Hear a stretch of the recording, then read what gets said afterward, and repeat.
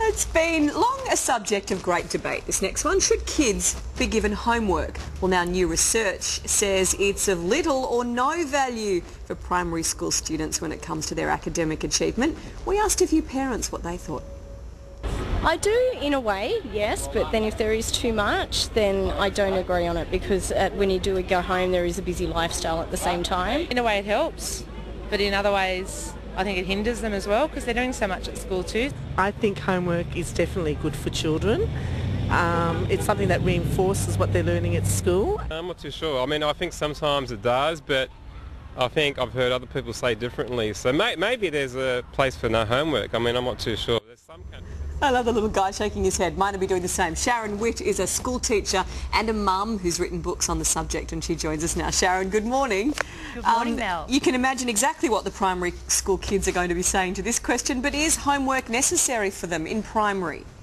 Well, when we're talking primary school, I think it is important for them to have small amounts of homework, particularly when we're talking about building up their literacy skills. So a reader at night, doing some basic reading at night with parents is really helpful for young children, especially building up their comprehension and spelling. I think anything beyond that gets a little bit tedious. I think we need to remember kids need a well-rounded life, and they've spent 7 hours a day already plus in the school classroom, and we actually need them to get outside, get some fresh air.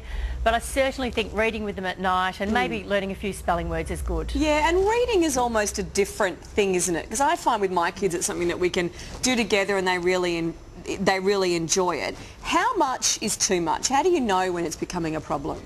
Yeah, I think you need to gauge your own child. I mean, some children actually really like the idea of sitting down and doing homework at night in those primary years. They feel like it's, you know, a sense of responsibility and they enjoy that. But when your child is really tired and cranky, as they often are when they come home from school, we need to gauge that. We need to make sure they get a good night's sleep. We need to make sure that they have other extracurricular activities as well, not just homework. And you do know your own child, and I think you need to make sure you talk to your child's teacher if, you know, they seem to be getting overwhelmed with any sort of homework. Yeah, my son's like a pup. If he doesn't run around the backyard for a certain length of time, he goes bonkers.